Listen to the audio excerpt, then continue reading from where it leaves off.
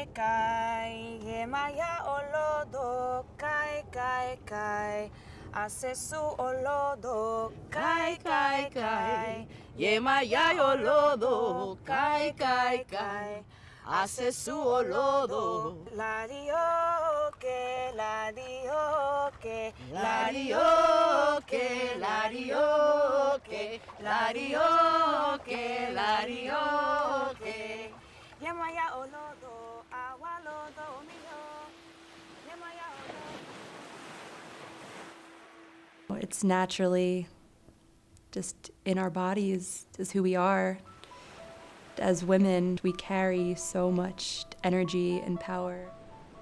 Honestly, I was raised in an environment that was heavily spiritual.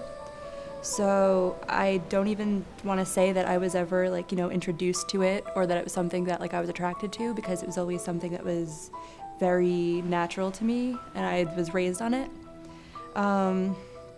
I wasn't even up until now, it's not necessarily that I would call myself a witch or a practitioner of witchcraft. Yes, it could be called that.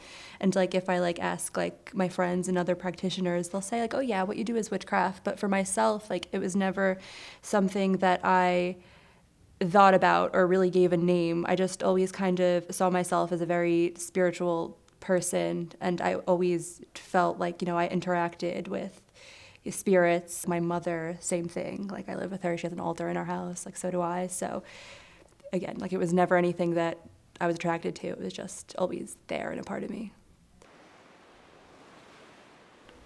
For most of my life, I've actually, dealt with a series of various illnesses, physical illness, mental illness.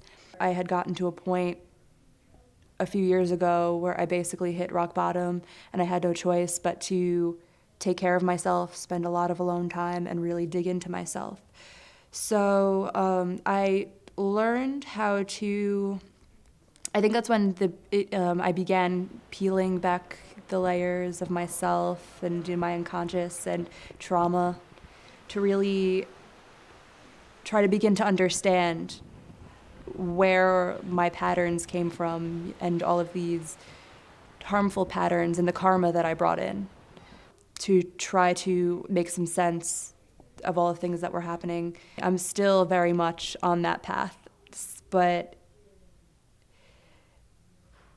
it was definitely illuminating when I began to really examine familial trauma, the things that I had brought with me, karmically, what came down through DNA, ancestrally. I'm of the belief that it all lives in you. You are your story, and you are your family's story, and you are, you carry all of that within you. I was severely ill and wondering, how did this happen? And then, I really dug and examined a lot of patterns and did a lot of channeling with my ancestors and did a lot of deep soul work into myself and my unconscious. It took me a long time, actually, to feel connected to the earth and to other people. I would say that most of my life I spent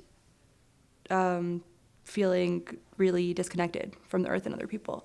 And that actually a big part of my spiritual journey has been kind of reconnecting with the earth and with my body and with other people. So for most of my life, I haven't felt that way. I had gone to Hunter for a number of years, and definitely probably once I started my undergrad there and I was interacting with people from all over the city, I realized that there are a lot more people like me. Wow, brujeria, I think definitely it gives a lot of power and magic, and just a reminder to women or people that identify as female or femme that they're powerful in this world that sometimes could be deemed as male dominated. We do live in a man's world, unfortunately, and I feel like that's the gears are starting to change. And I think brujeria, at least in my community or the spaces I've been around, is coming up even more strongly now. And I think that it says a lot about us women that we're ruling shit, and it's popping as hell. And I think that also gives each other like a sisterhood and more empowerment to one another to just keep on doing our thing and to actually protect ourselves and heal ourselves in the process as well. Like it was the opposite way. It kind of like was natural. Like it just called me and I don't know, I think like since I've been young, I mean I grew up in like a Roman Catholic household as a child, and into late high school to college I was like, I want to figure out things for myself, like everything that I was learning on my own. I kind of was like, I don't really agree with this or that about religion or religious practices. So I think fast forwarding to now, it kind of just the whole brujeria or magia and healing just kind of came naturally to me because I felt like it had to deal with something more natural, not so structured in the sense like religion, but also very helpful to myself. I think that those who are angry, rightfully so. So I don't necessarily, I believe, my belief is that things are playing out the way that they're meant to, and that witchcraft is here to help people find their voice, to help people rediscover who they are, help us ultimately move towards loving ourselves and loving each other. It's just where humanity is headed. I think that everybody is waking up to their spirituality. So whether it be witchcraft or another form, whatever name you want to use, I think it's like anything else. It's fear. It's fear of the unknown.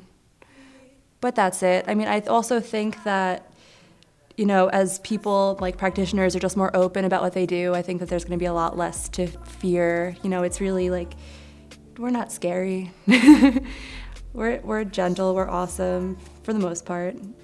It's interesting, too, because I am only just beginning to be vocal about being a spiritual person or a practitioner of witchcraft, and I'm not sure that I have truly found the name for what I am yet.